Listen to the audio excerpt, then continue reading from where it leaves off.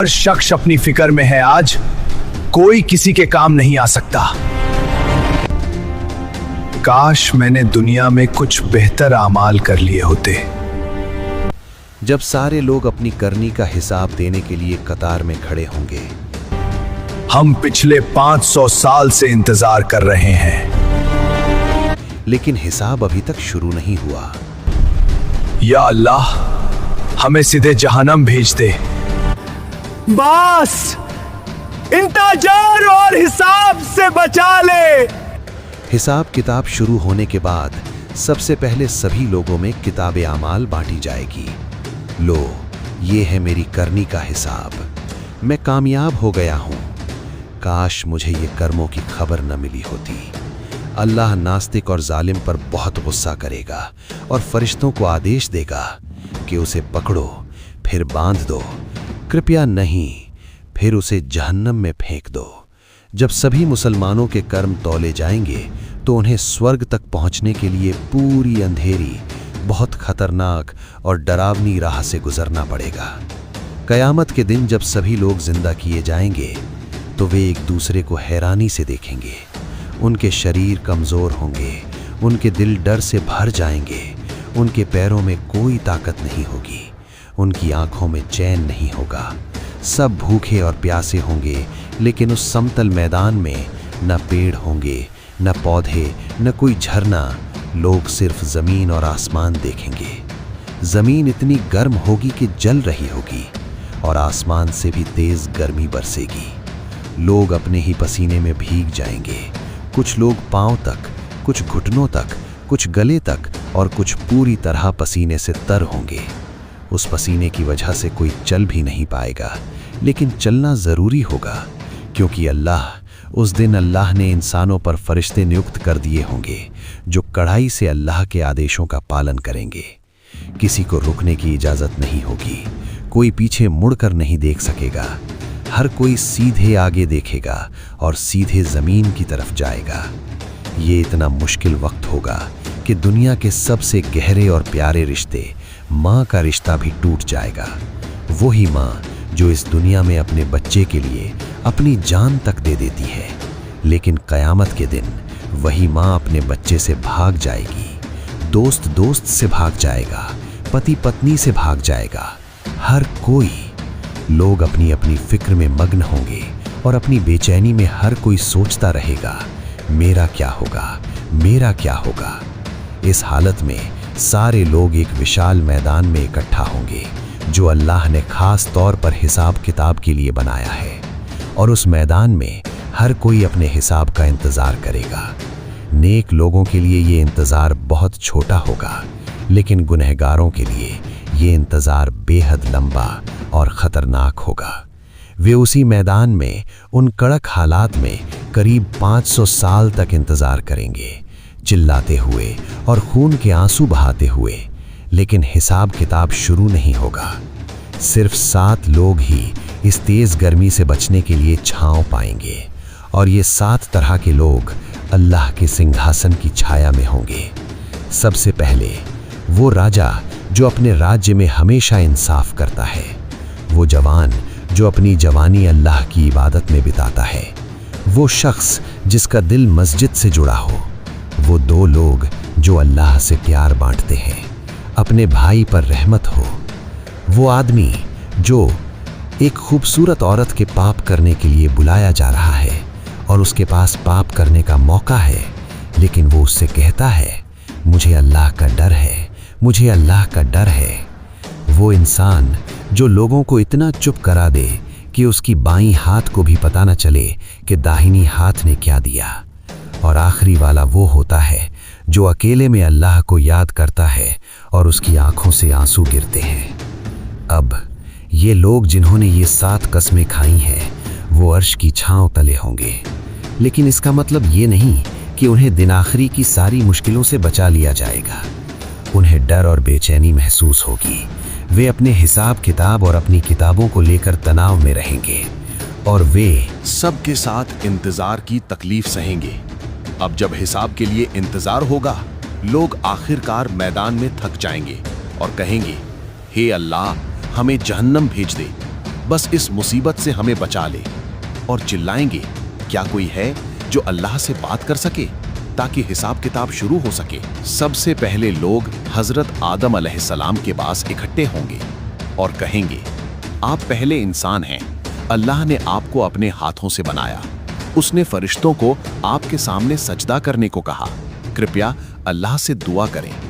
लेकिन आदम अलैहिस्सलाम उनसे कहेंगे, आज मेरा रब बहुत गुस्से में है, मैंने कभी अल्लाह को इतना गुस्सा करते नहीं देखा, इसलिए मैं ये नहीं कर सकता। तुम लोग नूह अलैहिस्सलाम के पास जाओ। उसके बाद लोग हजरत नूह अलैहिस्सलाम के पास जाएंगे, लेकिन नूह अलैहिस्सलाम भी हजरत आदम अलैहिस्सलाम की तरह ही जवाब देंगे। फिर लोग इब्राहीम अलैहिस्सलाम, मूसा अलैहिस्सलाम, ईसा अलैहिस्सलाम के पास इकट्ठे होंगे और आखिर में लोग प्यारे पैगंबर हजरत मोहम्मद सल्लल्लाहु अलैहि वसल्लम के पास इकट्ठे होंगे। लोग उनसे दया की गुहार लगाएंगे कि वे अल्लाह से दुआ करें ताकि अल्लाह शायद इससे वे इस इंतजार से बच जाएं। पैगंबर मोहम्मद सल्लल्लाहु अलैहि वसल्लम कहेंगे, मैं ये कर सकता हूँ। फिर पैगंबर मोहम्मद सल्लल्लाहु अलैहि वसल्लम अल्लाह के सामने लंबा सजदा करेंगे और अल्लाह तुरंत उन्हें तारीफ के ऐसे शब्द सिखाएंगे जो पहले किसी नबी को नहीं सिखाए गए थे। इन नए शब्दों से पैगंबर मोहम्मद सल्लल्लाहु अलैहि वसल्लम अल्लाह की तारीफ करेंगे। मोहम्मद की तारीफ सुनकर अल्लाह कहेंगे, ऐ मोहम्मद, अपना सिर उठा लो, बोलो तुम्हारी मांग सुनी जाएगी, मांगो तुम्हें दिया जाएगा, मांगो तुम्हारी मांग कबूल की जाएगी। नबी मोहम्मद सल्लल्लाहु अलैहि वसल्लम अपना पाक सिर उठाएंगे और अल्लाह के सामने शफाअत करेंगे कि हिसाब किताब शुरू हो सके। लोगों की लंबी इंतजार आखिरकार खत्म होगी और अल्लाह हिसाब किताब शुरू करेंगे। हर इंसान के कंधों पर 2 फरिश्ते बैठे होते हैं जो उसके हर छोटे बड़े काम को दर्ज करते रहते हैं। कयामत के दिन अल्लाह पहले इन फरिश्तों द्वारा लिखे गए अमल की किताबें बांटेंगे। एक मुसलमान को उसका अमलनामा दाहिने हाथ में दिया जाएगा।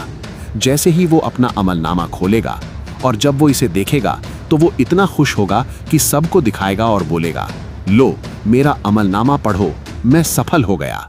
उसी तरह पापी को भी उसके अमलनामा उसके पीछे दिया जाएगा। जैसे ही वो अपना अमलनामा देखेगा, उसका शरीर डर के मारे कांप उठेगा। वो जमीन पर बैठकर खून के आंसू बहाएगा और जोर जोर से रोते हुए कहेगा, काश मुझे अपना अमलनामा न मिलता। अमलनामा मिलने के बाद कुछ लोग कहेंगे, ये अमलनामा फरिश्तों ने लिखे हैं, कौन जाने शायद उनमें कोई गलती हो गई हो। इन अमलनामों पर यकीन मत करो। फिर अल्लाह जमीन को आदेश देंगे और वो तुरंत उस शख्स के खिलाफ गवाह बनने लगेगी। जमीन की गवाही सुनने के बाद भी उसका दिल बेचैन रहेगा और वो कहेगा, मैंने कभी ये गुनाह नहीं किया, मैंने कभी ये गुनाह नहीं किया। फिर अल्लाह उससे पूछेंगे, अगर तुम्हारे शरीर का कोई हिस्सा तुम्हारे खिलाफ गवाही दे तो क्या तुम फिर भी यकीन करोगे? वो बोलेगा, अब मैं यकीन करूंगा। इसके बाद अल्लाह उसे चुप कराएंगे और उसके शरीर के सारे अंग बोलने लगेंगे और हर गुनाह जो उसने किया, हर एक अंग जो उसने इस्तेमाल किया होगा, वो उसके खिलाफ अल्लाह के सामने गवाही देगा। अगर उसने अपने हाथों से कोई गुनाह किया है तो उसके हाथ उसके खिलाफ बोलेंगे और अगर उसने अपने पैरों से किया है तो उसके पैर उसके खिलाफ बोलेंगे। जब अच्छे बुरे कामों का वक्त ख़त्म हो जाएगा तो अल्लाह सारे काफिरों और शैतानों को कहेगा, जो लोग इस दुनिया में मुझ पर ईमान नहीं लाए और मुझसे दूसरों को जोड़कर साझेदार बनाए, तुम मुसलमानों से अलग हो जाओ। इसके बाद सारे काफिर और मुसलमान एक दूसरे से अलग हो जाएंगे। फिर अल्लाह इन काफिरों और मुसलमानों को जानवरों के सामने लाएगा और उनका हिसाब किताब शुरू होगा।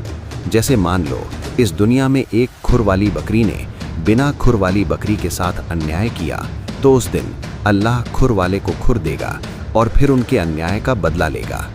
इसी तरह जब सारे जानवरों का हिसाब किताब निपट जाएगा तो अल्लाह उन्हें फिर से धूल में बदल देगा और मिटा देगा।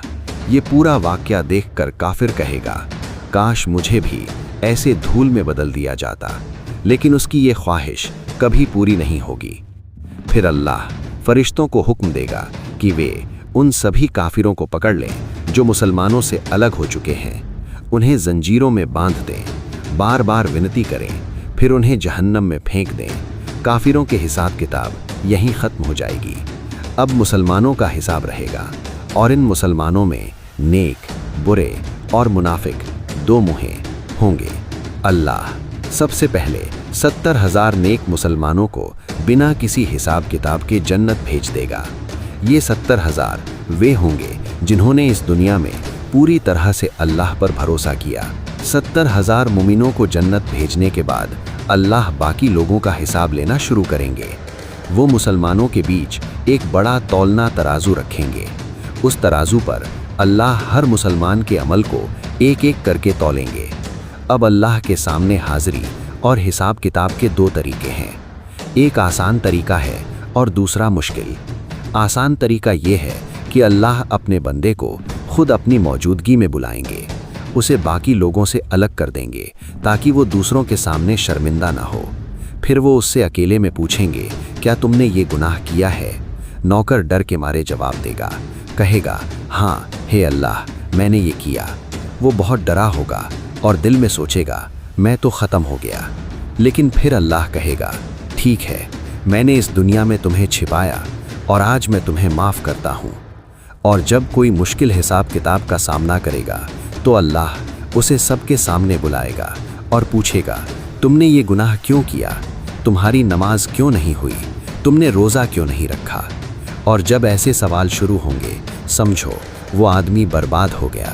हिसाब के दिन कुछ लोग बहुत तेज प्यास महसूस करेंगे और अपनी प्यास बुझाने के लिए वे सिर्फ एक ही जगह जाएंगे, पैगंबर मोहम्मद सल्लल्लाहु अलैहि वसल्लम के पास। सिंहासन के नीचे पैगंबर मोहम्मद सल्लल्लाहु अलैहि वसल्लम खुद हौज़े कौसर का मीठा पानी मुमिनों को पिलाएंगे।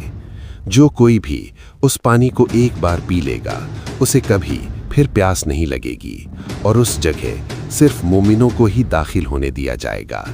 गुनहगार और मुनाफिक वहां चोरी छिपे घुसने की कोशिश करेंगे, लेकिन फरिश्ते उन्हें रोकेंगे और कहेंगे, तुम्हारी हिम्मत कैसे हुई कि पैगंबर मोहम्मद सल्लल्लाहु अलैहि वसल्लम के पास कैसे जाएंगे, जब आपने इस दुनिया में उनकी हिदायतों की नाकदरी की और इस्लाम की पालना नहीं की। अब यहाँ प्यासे ही रहो।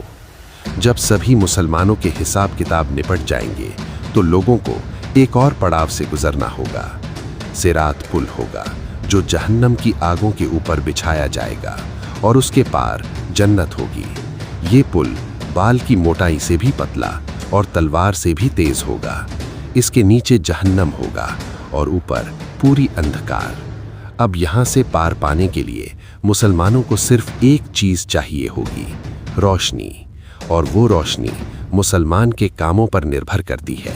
मतलब अगर मुसलमान के काम खराब होंगे तो उसकी रोशनी कम या बिल्कुल नहीं होगी और वो उस पुल को पार करने में पूरी तरह फेल हो जाएगा और नर्क में गिर जाएगा। और अगर मुसलमान के काम अच्छे होंगे तो वो उस पुल को बड़ी आसानी से और तेजी से पार करेगा और उसके आगे एक खूबसूरत बाग में दाखिल होगा जिसका नाम जन्नत है।